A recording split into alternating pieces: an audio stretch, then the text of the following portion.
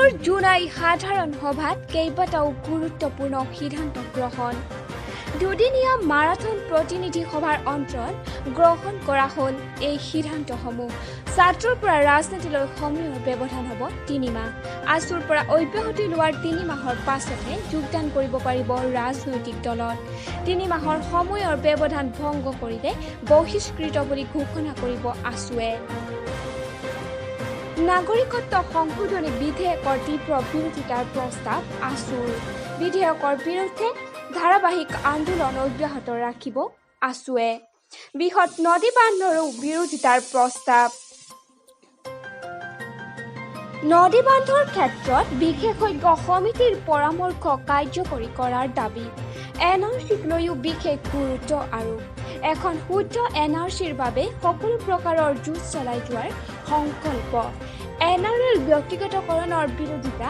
আছুৰ তৈল সম্পদৰ লগতে ৰাজহুৱা খণ্ডক উদ্যোগ ব্যক্তিগতকৰণৰ বিৰোধিতা ছাত্ৰ ছাত্ৰীৰ সুৰক্ষিত ভৱিষ্যতৰ বাবে শৈক্ষিক ক্ষেত্ৰত বিশেষ গুৰুত্ব আৰোপ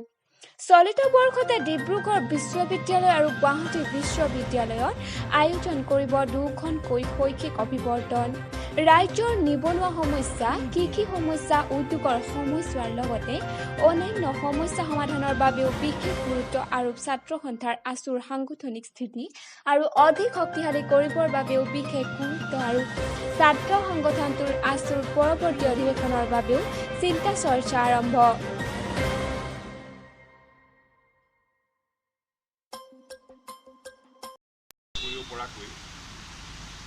দৃষ্টিভংগী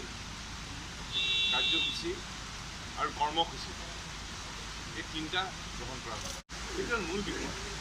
আৰু এটা ছাত্ৰ অনুষ্ঠান হিচাপে ছাত্ৰ ছাত্ৰীসকলৰ সুৰক্ষিত শৈক্ষিক ভৱিষ্যত নিশ্চিত কৰিবৰ কাৰণে ইতিমধ্যে আমি বিভিন্ন দাবী উত্থাপন কৰিছোঁ সাধাৰণ সভাৰ প্ৰস্তাৱৰ আধাৰত পুনৰ এইবোৰ দাবী পেছ কৰা হ'ব আৰু দাবীসমূহ যদি চৰকাৰ আৰু কৰ্তৃপক্ষই যদি শীঘ্ৰেই যদি কাৰ্যকৰী নকৰে সকলো শৈক্ষিক কৰ্তৃপক্ষ চৰকাৰৰ বিৰুদ্ধে আন্দোলনৰ কাৰ্যসূচী গ্ৰহণ কৰা পৰৱৰ্তী অধিৱেশন ক'ত আৰু কেতিয়া হ'ব লাগে তাৰ বাবে জিলা সমিতিসমূহৰ পৰা আবেদনৰ আহ্বান কেন্দ্ৰীয় সমিতিৰ ৰাজ্যৰ পয়ালগা শিক্ষা ব্যৱস্থাক লৈ আছুৱে আন্দোলন কৰাৰ সিদ্ধান্ত গ্ৰহণ কৰিছে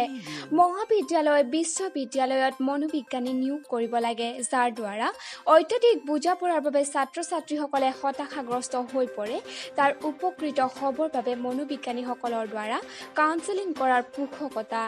আন্দোলন আৰু পাঠদান সমান্তৰালভাৱে আগুৱাই নিয়াৰ সিদ্ধান্ত গ্ৰহণ কৰা হৈছে পাঠদানো থাকিব আন্দোলনো থাকিব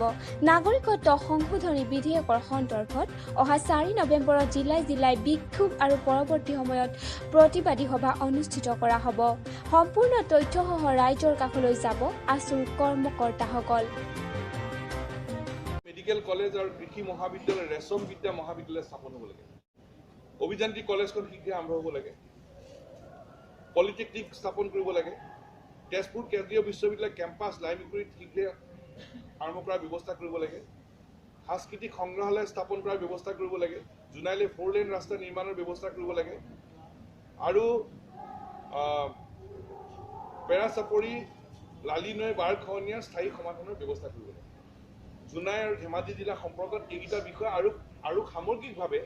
জোনাই আৰু ধেমাজি জিলাৰ উন্নয়নৰ কাৰণে ৰাইজৰ পৰামৰ্শ অনুসৰি আমি পদক্ষেপ ল'বলৈ আগবাঢ়িম কাৰণ জোনাইবাসী আৰু ধেমাজিবাসী ৰাইজৰ সহযোগত অভিভাৱকত্বত এই সাধাৰণ সভা হ'ল